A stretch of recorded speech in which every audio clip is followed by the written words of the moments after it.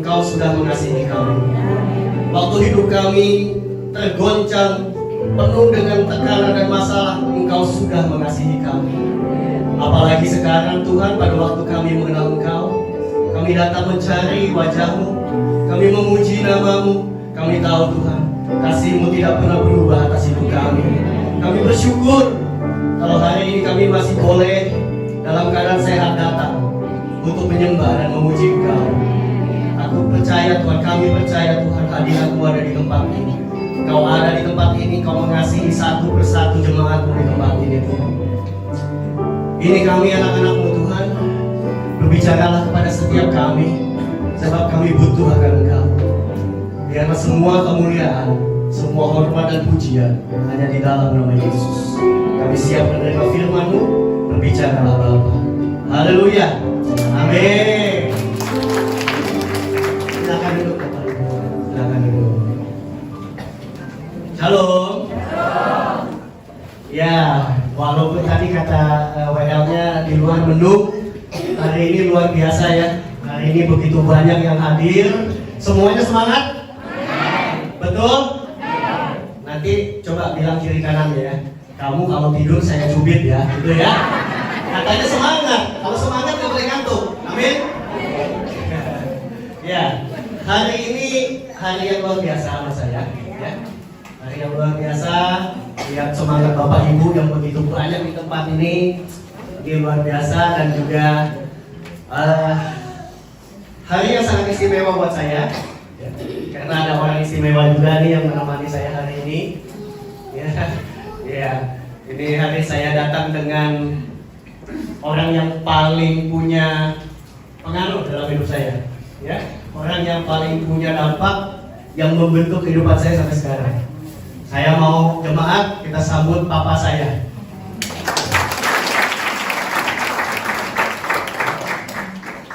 Hari ini tepat sekali, kenapa ya?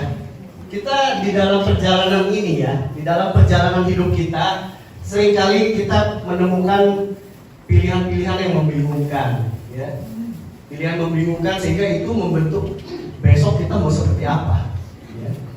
Nah, dalam perjalanan seperti ini, kita butuh tuntunan, kita butuh informasi, pengajaran dari orang yang sudah lebih tahu.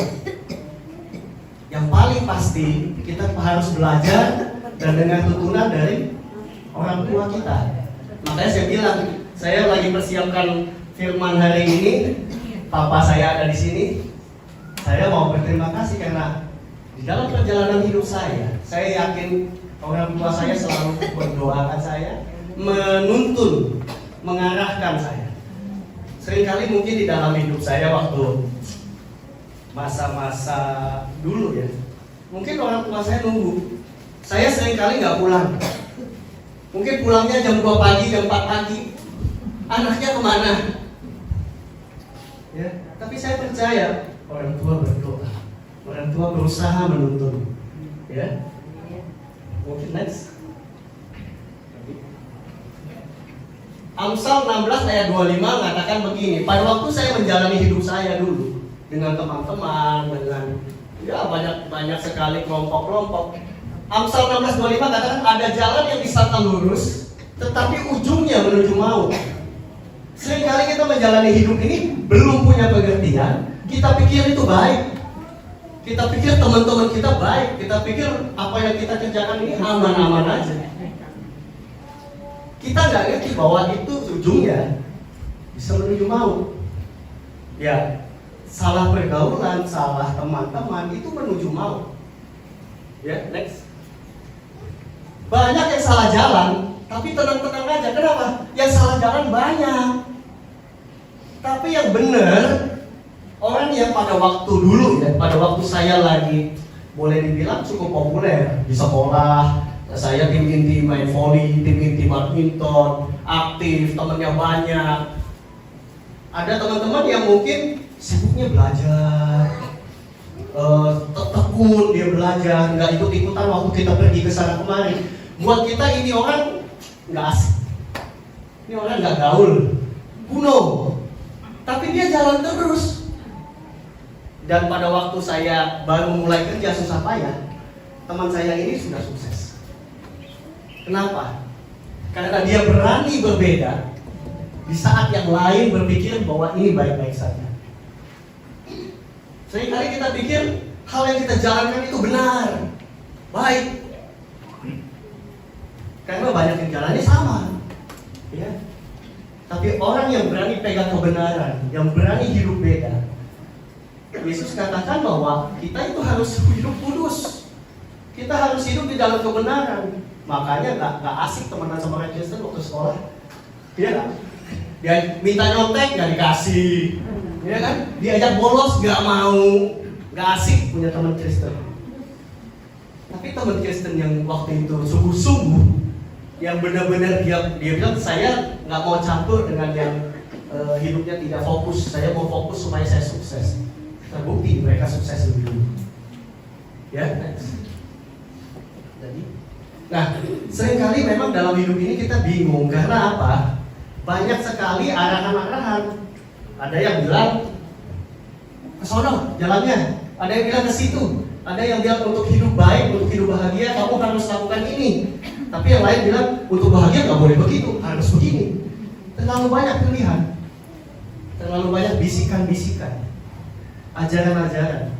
Dan sekarang mungkin bisikannya beda. Bisikannya ada di handphone.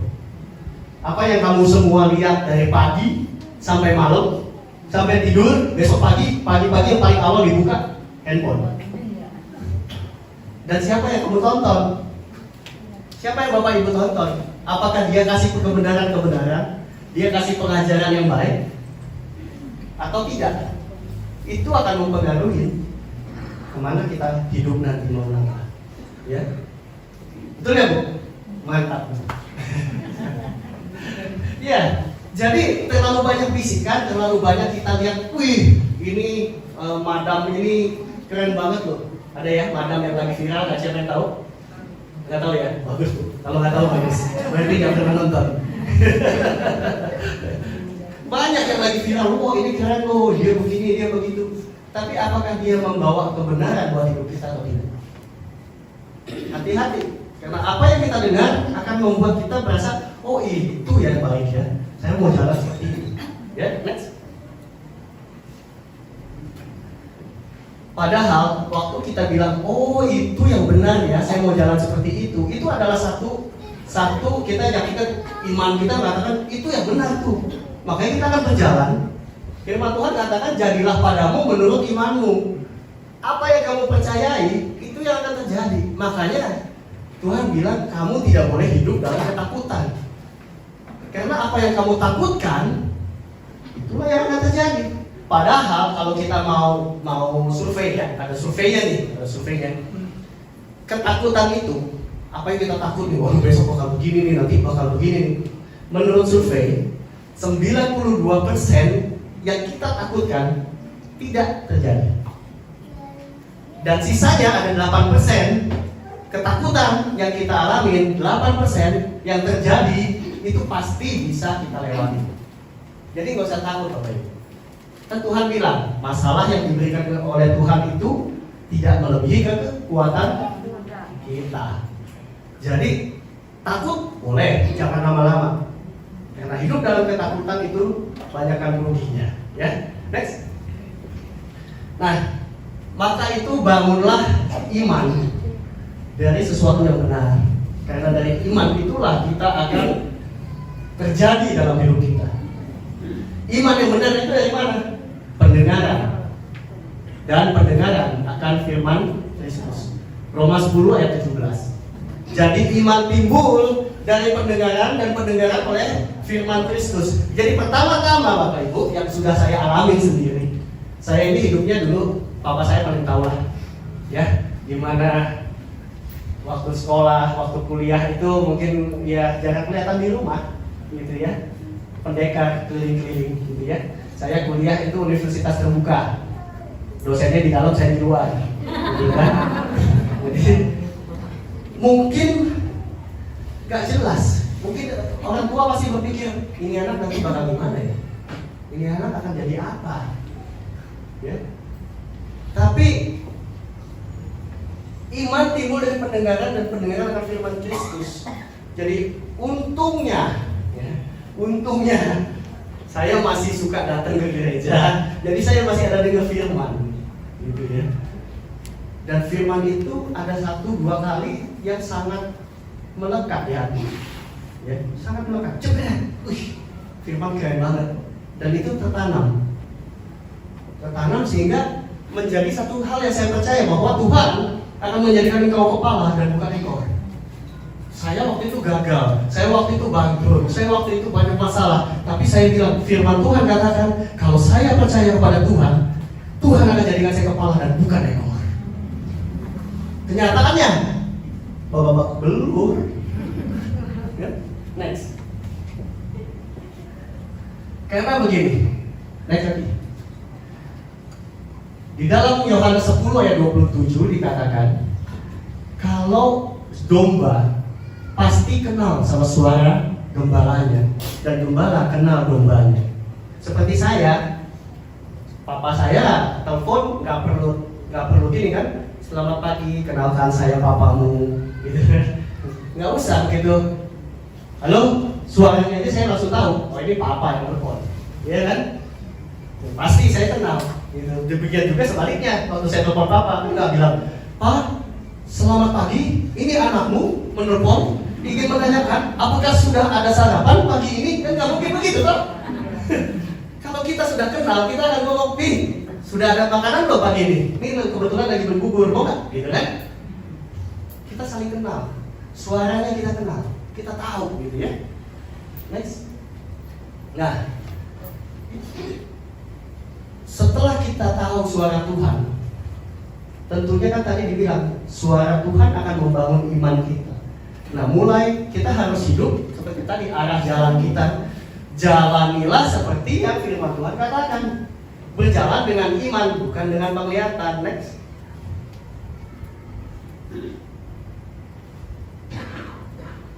Ya.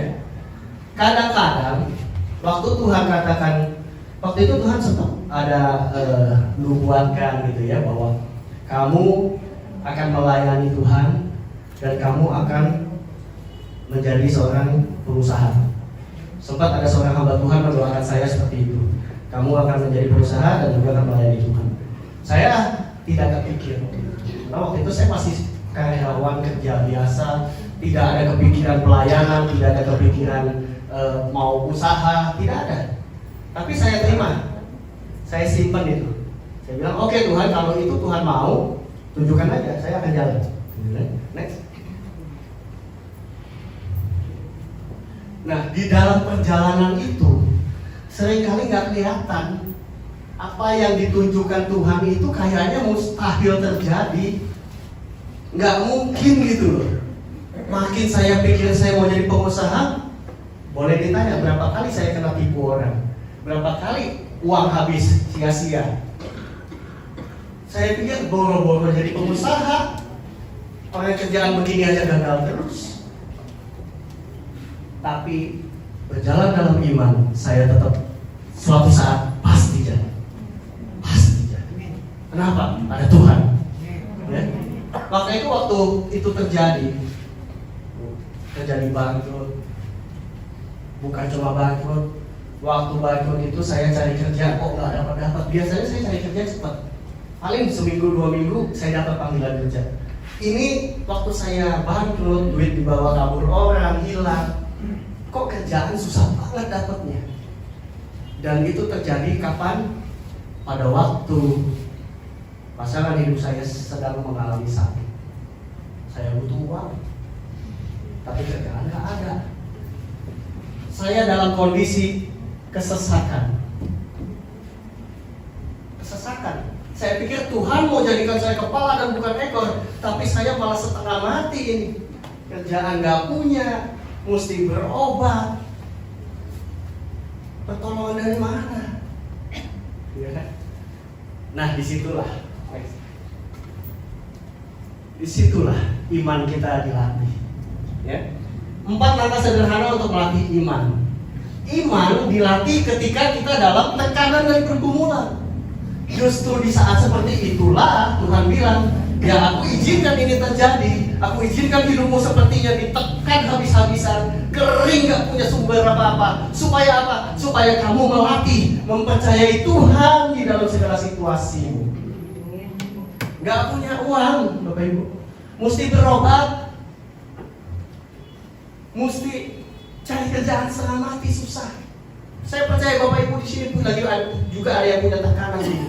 Saya mau katakan Tuhan izinkan untuk melatih dan melihat apakah iman kita itu makin kuat, makin percaya kepada Tuhan, makin mengandalkan Tuhan atau tidak. Saya sepakat waktu itu, apapun yang terjadi kita percaya Tuhan. Saya cuma bilang, Tuhan, uang saya buat berobat tinggal buat besok. Lusa saya udah gak punya duit. Jadi gini aja deh Tuhan, saya bilang, Tuhan mau sembuhin, pasti sembuh. Tapi kalau enggak, Tuhan sediain. Saya bilang gitu aja udah. Saya nggak punya apa-apa lagi. Terbukti perjalanan berbulan-bulan, saya masih sanggup menjalani pengobatan. Ada satu ketika, satu kejadian. Waktu saya katakan begitu, besok duit saya terakhir Tuhan. Lusa saya udah nggak punya duit. Ada kakaknya dari papa saya. Dulu nenek saya itu tinggal sama dia. Ya. Saya pernah kesaksian dulu, cuma saya senang kesaksian lagi gitu. Karena ini satu hal yang selalu mengingatkan saya betapa baiknya Tuhan. Ya. Lalu satu waktu saya mau doa seperti itu, Tuhan saya nggak punya duit lagi, tinggal buat besok. Lusa saya nggak tahu mau gimana, Tuhan yang urus. Ternyata pada waktu saya berdoa, kakaknya papa saya itu datang ke mama saya.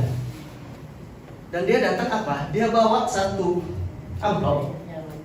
Dia bilang gini, semalam emak nenek datang ke mimpi saya, katanya tabungannya tolong diambil, kasih ke Kris. Wow, Tuhan kita wow. Saya nggak tahu loh, saya cuma berdoa Tuhan, saya nggak punya apa-apa lagi. Saya nggak tahu pada saat saya, bahkan sebelum saya berdoa, Tuhan sudah bekerja. Tuhan sudah mengingatkan kakak dari papa saya itu untuk datang ke mama saya, untuk mempersiapkan benih untuk saya pakai. Saya sendiri nggak tahu. Mujizat sudah terjadi bahkan sebelum kita berdoa. Kenapa? Tuhan sayang kita. Ya. Iman dilatih ketika kita tetap berjalan terus meski belum terlihat. Apa yang saya jalanin, apa yang saya kerjakan dulu, mungkin ada masa-masa yang kosong di mana saya sama papa saya nggak banyak komunikasi, nggak banyak ngobrol. Kenapa? Kesibukan masing-masing. Dan sayanya juga yang memang lagi hadir dari pendeka gitu kan. Tapi di masa-masa itu saya belajar banyak gitu ya, bahwa ketika saya memutuskan untuk percaya Tuhan, keadaan sepertinya nggak pernah mendukung.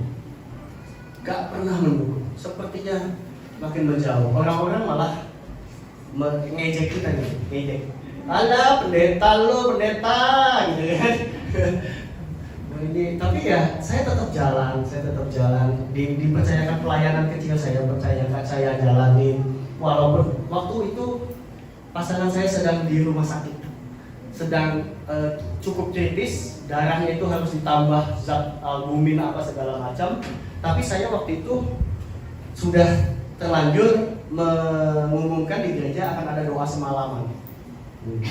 Jadi pada saat pasangan itu di rumah sakit, malam itu saya semalaman memimpin ibadah doa semalam suntuk dari jam 10 malam sampai jam 5 pagi. Saya jalanin, saya dan pasangan sepakat. Pokoknya apa yang Tuhan percayakan kita jalanin. Kita lihat bagaimana kuasa Tuhan. Gitu ya. Kita jalanin. Iman dilatih ketika yang kita harapkan belum terjadi. Saya bilang saya sudah setia, saya udah pelayanan, saya udah percayai Tuhan, saya minta kesembuhan untuk pasangan. Dan tahu kebaikan Tuhan, pasangan saya dipanggil pulang. Ya. Sepertinya tidak seperti yang kita harapkan. Tapi apakah Tuhan jahat? Saat itu kita nggak ngerti. Tapi waktu kita tetap berjalan dalam iman, kita tetap percaya bahwa Tuhan pegang kendali untuk hidup kita. Tuhan mulai bukakan bagaimana Tuhan memutar balik keadaan. bagaimana Tuhan menunjukkan kebaikan-kebaikan. Saya sudah pernah kesaksian juga dulu di sini. Pasangan saya waktu dia akan pulang. Ini mungkin yang ketiga kali atau keempat, saya nggak lihat. Tapi saya sangat suka. Kenapa? Supaya Bapak Ibu tahu apa yang Tuhan janjikan itu benar-benar ya dan amin. Tuhan pernah janji di dalam firman-Nya, sekali-kali aku tidak akan meninggalkan engkau. Tidak akan meninggalkan engkau. Aku menyertai engkau sampai akhir zaman. Betul nggak? Berasa nggak Tuhan nyertai? Mana? Lagi di mana Tuhan sekarang? Kita nggak melihat, kita nggak merasakan. Makanya kadang-kadang kita bertanya-tanya, benar nggak Tuhan menyertai kita? Kesaksian ini sering saya ulang-ulang karena ini menunjukkan satu bukti. Pada waktu pasangan saya di ruang ICU, waktu itu nggak ada yang lihat selain saya. Keluarga mungkin juga nggak ada di sana. Di ruang ICU, dia tidur dengan semua selang-selang dimasuk ke dalam tenggorokannya, di dalam tangannya, di kakinya, semua selang. Sehingga dia udah nggak bisa ngomong, mesin doang yang kerja. Jadi kalau saya mau bicara dengan dia itu pakai ini, kayak tablet gitu ya, kayak handphone gadget gitu ya, dia cuma bisa ketik. Karena mulutnya sudah masuk, ya, dia cuma bisa ketik. Nah, waktu itu dia dipanggil Tuhan hari Senin. Hari Minggu pagi saya masuk ke ruangan ICU. Jadi ruangan ICU itu untuk orang-orang yang sakitnya sangat kritis. Nah, di dalam ruang ICU ada satu lagi ruang isolasi. Itu yang sangat dikhususkan, sangat berat sakitnya. Dan dia di situ. Saya masuk. Lalu saya lihat wajahnya sangat ceria, bercahaya. Saya tanya, loh, ada apa ini? Kok bisa happy banget gitu ya? Bapak Ibu tahu apa yang dia bilang? Kenapa kamu happy? Dalam kondisi seperti tadi, sakit yang bahkan dokter sudah bilang mesin sudah bekerja maksimal, tapi maaf Pak, tidak bisa membantu banyak. Tapi dia sangat sukacita. Kenapa? Karena dia bilang, karena pagi ini, tadi, baru sebentar yang lalu, Tuhan Yesus dan malaikatnya ada di sini. Wow. Jadi hari itu dia titip pesan, tolong pesan buat mama, tolong pesan buat si A, si B. Lalu saya tanya, pesan buat saya apa? Mau juga dong. Masa Tuhan ngomong yang lain dikasih pesan saya? Enggak. Pesan yang itu dia kasih cuma sangat pendek, tapi itu membuat saya sangat berubah. Pesannya Tuhan lewat dia sebelum dia pulang kepada saya cuma satu, I love you. Wow. Tuhan sayang kamu. Dan saya mau katakan hari ini Bapak Ibu, hal yang sama kepada Bapak Ibu. Enggak ada yang kebetulan. Tuhan sayang kamu. Enggak ada yang kebetulan. Kalau sekeliling Bapak Ibu sepertinya mungkin mengingatkan terus akan Tuhan, Tuhan Yesus itu baik, Tuhan Yesus menyayangi kamu, Tuhan Yesus, itu gak kebetulan. Itu karena Tuhan sendiri sedang pakai orang-orang di sekeliling kamu untuk memanggil kamu. Jangan abaikan itu. Sekeliling kamu sedang memanggil kamu. Tuhan sedang pakai orang itu untuk menyampaikan, aku sedang menunggu kamu, aku sedang menantikan kamu, aku sayang kamu, lewat orang-orang di sekitar. Jangan tolak. Tuhan sayang kamu. Iman dilatih ketika semua yang kita dengar dan kita tahu dari firman Tuhan, kita praktekkan dalam keseharian kita. Kita mungkin sudah banyak dengar firman, sudah banyak pengetahuan, tapi apakah sudah kita lakukan? Apapun tantangannya, apapun keadaannya.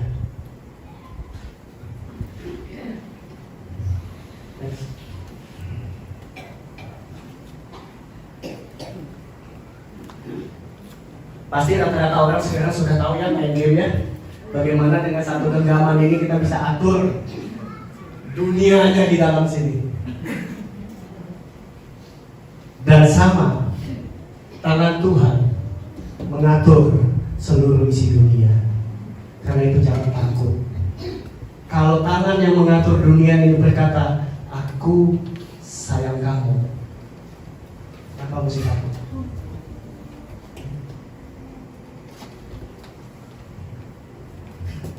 Coba diklik. Kita dengar satu lagu sebentar ya, cuma 5 menit. Bisa? Nggak bisa? Oke. Kamu tahu lagunya? Jam kehidupan? Enggak? Oke, nggak apa-apa. Ya.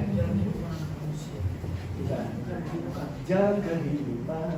Jadi dia katakan gini, jam kehidupan diputar sekali. Dan tidak ada seorang pun yang tahu kapan akan berhenti. Ya. Bisa cepat, bisa lambat. Sekarang siapa yang jamin harus tua dulu baru meninggal? Banyak sekali yang anak muda yang sekarang sudah dipanggil Tuhan. Jam kehidupan cuma diputar satu kali. Bagaimana dengan hidup kita? Ya. Mau tahu kisah pendek yang paling seram? Ada seseorang yang berkata, ya udahlah, besok aja lah aku bertobat. Kan hari ini aku masih segar bugar, hari ini masih sehat. Besok aja aku bertobat, besok aja aku minta ampun sama Tuhan, besok aja aku kenal Yesus. Hari ini belum perlu, aku masih kuat. Lalu dia pergi tidur dan tidak pernah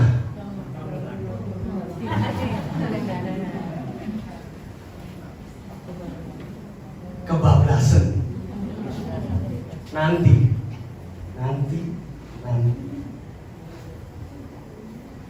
Jangan sampai menyesal. Kalau sekeliling sudah mengingatkan kita bahwa Tuhan Yesus, ada satu yang membuat saya tidak menyesal. Ya, seperti saya bilang tadi, bagaimana hidup saya sempat menjadi yang dikhawatirkan oleh orang tua. Ya, dimana kehidupan saya yang paling banyak masalah, paling banyak tekanan yang orang tua selalu khawatir. Ya, tapi waktu firman Tuhan menegur saya bersyukur sekali bahwa saya tidak menunda-nunda untuk bertobat. Waktu itu saya punya banyak pilihan. Saya kenal pengajaran dari hampir semua agama saya pernah belajar, baik itu dari sekolah, baik itu dari pergaulan, baik itu dari buku-buku, karena saya sangat hobi baca ya. Kalau ke rumah saya ada satu lemari besar, isinya buku semua. Saya hobi baca, saya banyak tahu. Tapi waktu satu firman berkata, akulah jalan dan kebenaran dan hidup. Tidak ada seorang pun yang dapat datang kepada Bapa kalau tidak melalui aku. Itu satu. Yang kedua, aku akan pulang menyiapkan tempat bagimu di surga, dan aku akan datang kembali dengan cara yang sama menjemput engkau. Dari dua firman itu saya mengambil kesimpulan, Tuhan Yesus berani menjamin kehidupan kita di bumi dan kehidupan setelah kita dipanggil pulang. Waktu itu saya berani ambil keputusan, oke, saya mau percaya dan saya mau ikut Tuhan. Saya tidak pernah menyesal waktu itu mengambil keputusan seperti itu. Dengan beberapa proses, orang tua saya yang selalu khawatir, orang tua saya yang selalu mendoakan saya. Suatu hari mama saya ternyata divonis cancer. Pada waktu dia masih sepertinya segar bugar. Nggak lama, prosesnya cuma beberapa bulan ya. Entah berapa tahun mama mendoakan saya untuk anak laki-lakinya ini bisa menjadi hidup benar gitu ya. Dan waktu masih bisa bangun, masih bisa jalan, mama saya itu sebelum proses masuk rumah sakit dan lain-lain, beliau ikut ibadah umas, ya, usia emas gitu ya, usia emas di gereja. Dan puji Tuhan, Tuhan kasih saya kesempatan di ibadah yang terakhir yang dihadiri oleh mama saya. Anaknya laki-laki yang menyusahkan dan banyak membuat khawatir ini berkhotbah di depan dia. Tuhan pakai, Tuhan tunjukkan anak yang selama ini kamu doakan, yang sepertinya mungkin tidak bisa berubah dan tidak punya masa depan. Tapi hari itu saya diberi kesempatan oleh Tuhan untuk berkata, Mama, terima kasih karena mengenalkan saya kepada Yesus. Saya tidak pernah menyesal karena saya tidak menunda-nunda untuk percaya kepada Yesus. Karena setelah itu, waktunya habis, mama saya pulang. Tapi dengan satu sukacita, anaknya, doanya sudah dijawab Tuhan. Bukankah Tuhan baik? Tuhan baik bagi kita semua.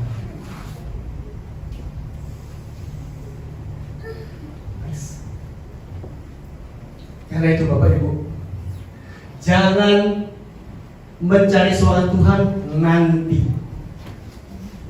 Kadang-kadang Bapak Ibu kita mikir suara Tuhan tuh kayak apa?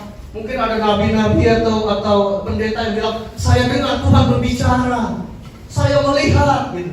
Nggak usah yang kayak begitu Bapak Ibu. Seorang bapak pasti pingin ngomong sama anaknya. Kalau kita anak Tuhan, Tuhan pingin ngomong sama kita. Mana yang paling gampang? Lewat firman Tuhan. Kalau kita bergaul dengan firman, kita baca firman, ketahuilah bahwa itulah waktunya kita sedang ngobrol dengan Bapa yang sayang sama kita. Bapak Ibu, jangan berdoa nanti. Next. Jangan berjalan dalam ketaatan nanti. Next. Dan jangan bertobatnya nanti. Seperti saya bilang tadi, jangan-jangan besok gak bangun lagi. Karena nanti mungkin sudah terlambat. Jadi kalau hari ini dirasa di hati Bapak Ibu, belakangan ini kenapa Tuhan kayaknya kok selalu terulang-ulang, Yesus baik, Yesus baik, Yesus ini, Yesus itu. Mungkin Tuhan sedang menantikan jawabanmu. Mungkin Tuhan sedang menantikan kau berkata, ya Bapak, aku mau menerima Yesus, aku percaya Yesus. Aku mau terima keselamatan daripadamu, aku mau terima kasihmu, cintamu hari ini. Karena besok kita gak tahu. Next. Berjalanlah dalam ketaatan, hidup dalam berkat sekarang.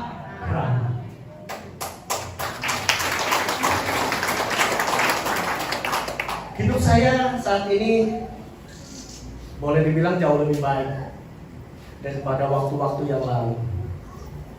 Tapi saya katakan itu adalah hasil dari benih perjalanan hidup saya yang ditabur benih-benih dalam ketaatan, dalam air mata, dalam tekanan, dalam penderitaan, di dalam tembok-tembok yang sepertinya membuat saya berada di jalan buntu. Saya bayar dengan ketaatan, saya bayar dengan Tuhan, apapun yang terjadi aku percaya Engkau baik. Dan Tuhan berjalan. Tuhan berjalan. Saya kehilangan banyak. Saya kehilangan mama saya, pasangan, anak saya pun dipanggil Tuhan. Tapi di balik itu semua, Tuhan tunjukkan kebaikan.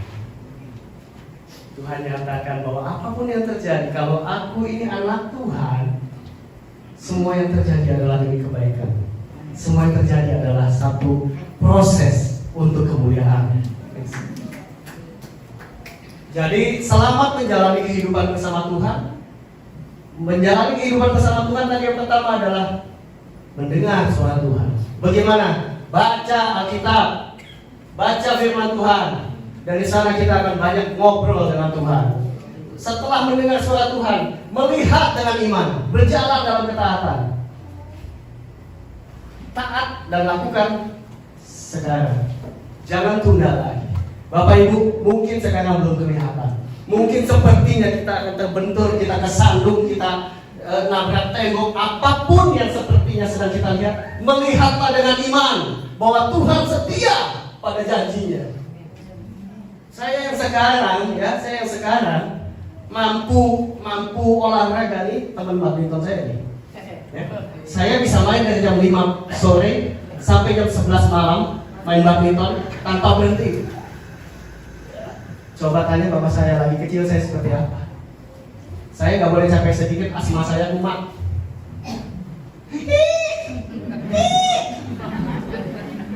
Nggak bisa sekolah. Nada dasarnya falas kan?